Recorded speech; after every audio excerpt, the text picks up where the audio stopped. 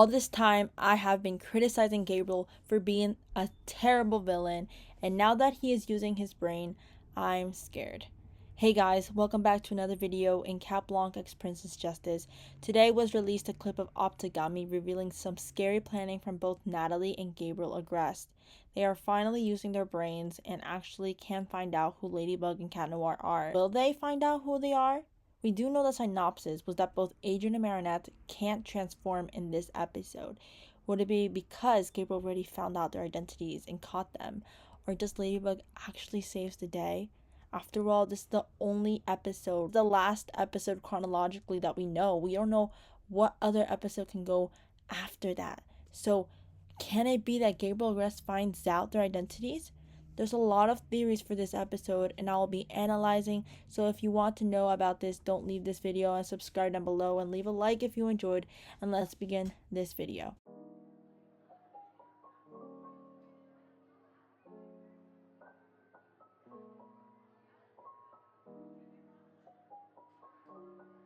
So before we start, Gabriel and Natalie know the identities of the superheroes. Now, this is something that we didn't know for sure if Gabriel knew about, but we hear that Natalie says that since she found out, she created a sentient monster called Optigami.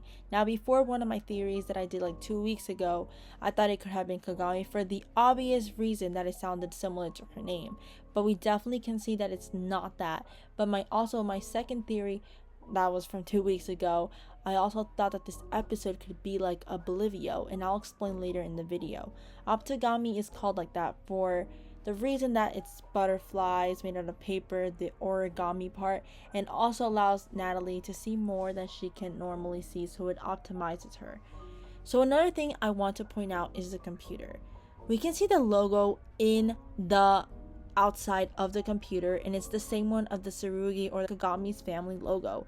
Now we know that Kagami's mom has super high-tech cars, and probably her brand is that because we have seen her type of cars in commercials. Either Gabriel just bought it or Gabriel and Kagami's mom are working together. Now we definitely know there's a lot of scenes that Kagami's mom is acting really sus, and we don't know what's actually, if Kagami's mom actually knows something, or just Kagami's mom saying, okay, I'm gonna lend you some stuff so you can use for whatever you're gonna use, I don't care. We don't actually know, but oh, who knows, maybe in season 4 we actually find out.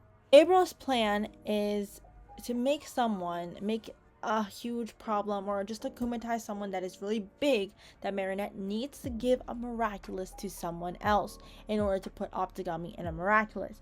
Now we see Gabriel uses his son for example and tells Audrey, the mom of Chloe, why don't you make my son as your special guest in your event? And Audrey thinks that's a great idea, but actually Gabriel's just using that because Adrien would like to invite his friends, and all those friends are the people that both Natalie and Gabriel know their identities, their superhero identities. We also see that he also invites Luke and Kagami, and I really wonder how that conversation went with Adrien. Like, Kagami, you want to go to my event? I don't know, I feel like that would be so weird. But we see that there's a chance that something could happen, an interaction between Luke and Kagami, because a lot of rumors are saying that maybe because Adrien is single, Marinette is single, Luke and Kagami are going to be together just because they're also opposites, and just because they're just the exes of Marinette and Adrien. I don't know. I don't really know if that could happen, but there is a chance that it can happen in this episode just because Luke and Kagami, there can be interaction between them, but we don't know for sure. Now we get to the elevator scene, and we see that Marinette literally says in front of Adrien, what if we touch? And she's like screaming this. It's so funny, and Adrien just gives a smile. Okay, now this actually like obviously made my heart melt, but another thing, it made me think about Puppeteer 2. Marinette did a similar remark, and Adrien was sad. He was like, I don't want to be near Adrien, and Adrien was sad. He was sad because he really didn't know what Marinette thought of their friendship. He was doubting Marinette. It's like, does Marinette really like me as his friend? Why in this scene Adrien doesn't get sad? He smiles and doesn't doubt their friendship.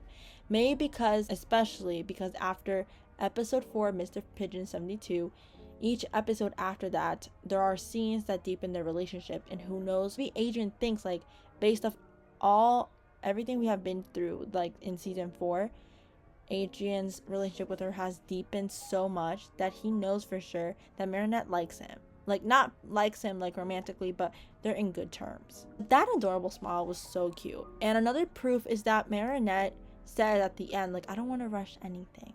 So there is something going on.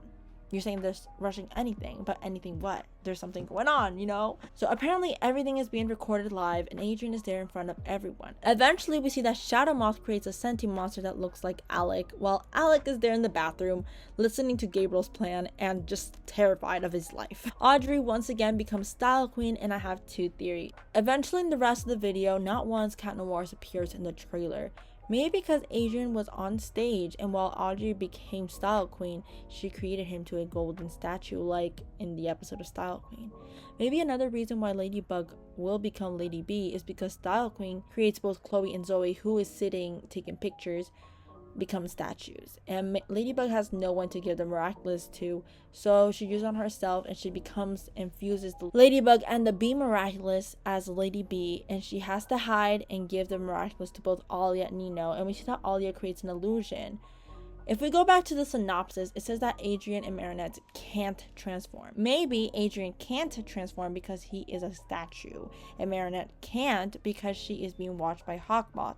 Eventually, she gets the opportunity to become Lady Bee. Our second theory is that Adrian manages to escape from the stage. 2 weeks ago, I said that this episode can be like Oblivio 2.0 because maybe Marinette and Adrian have to work together. So maybe Adrian sees Audrey becoming Style Queen, and Adrian sees Marinette probably about to get turned into a statue, and he protects her. Eventually they get stuck together, or they have to like escape and they have to work together, and I just feel like Adrian, especially after episode 4, and just because there's this development, I feel like he's gonna protect Marinette. So the reason I think it's gonna be Oblivio 2.0, just because in the first Oblivio, because they forgot their memories, they worked together, and both Adrian and Marinette learned from each other, and eventually grew feelings towards each other even though they didn't have any memories. So that's why I think in Oblivia 2.0, just because they're going to be in a moment of crisis,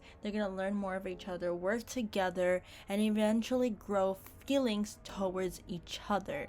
And I think especially in this episode, it's going to be impacting also for Adrianette. And that's why Marinette can't transform and Adrian can as well, because they can't transform in front of each other until they both have reached like a safe place. That's where they can transform. Probably later we'll see Cat Noir in this episode, but we don't know for sure.